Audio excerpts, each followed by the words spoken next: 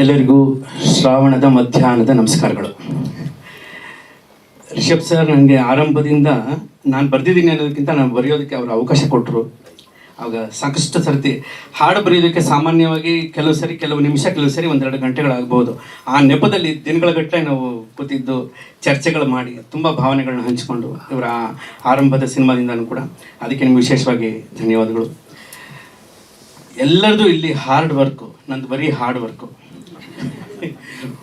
ಹಾಗಾಗಿ ಭಗವಾನ್ ಬುದ್ಧ ಹುಟ್ಟಿದ ಮೇಲೆ, ಅವರ ಜನ್ಮ ಆದಮೇಲೆ ಶಾಂತಿ ಮತ್ತು ಅಹಿಂಸೆಯನ್ನು ಎಲ್ಲ ಕಡೆ ಸಾರಿದ್ರು.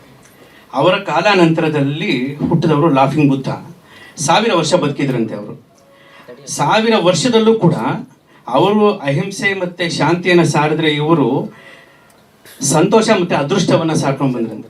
ಹಾಗಾಗಿ ಲಾಫಿಂಗ್ ಬುದ್ಧ ಮನೆಗಳಲ್ಲೂ, ಈಗ ಭಗವಾನ್ ಬುದ್ಧ ನಕ್ಕಿದ್ದನ್ನು ಯಾರು ನೋಡೇ ಇಲ್ಲ, ಕಣ್ಣು ಮುಚ್ಕೊಂಡು ಶಾಂತವಾಗಿದ್ದರು. ಆದರೆ ಇವರು ಬಾಯಿ ಬಿಟ್ಕೊಂಡು ಎಲ್ಲ ಕಡೆ ನಕ್ಕೊಂಡು ಎಲ್ಲರನ್ನೂ ನಗಿಸ್ಕೊಂಡು ಬಂದರು. ಅದು ಚೈನಾ ದೇಶದ ಆ ಲಾಫಿಂಗ್ ಬುದ್ಧನ ದಂತಕತೆ.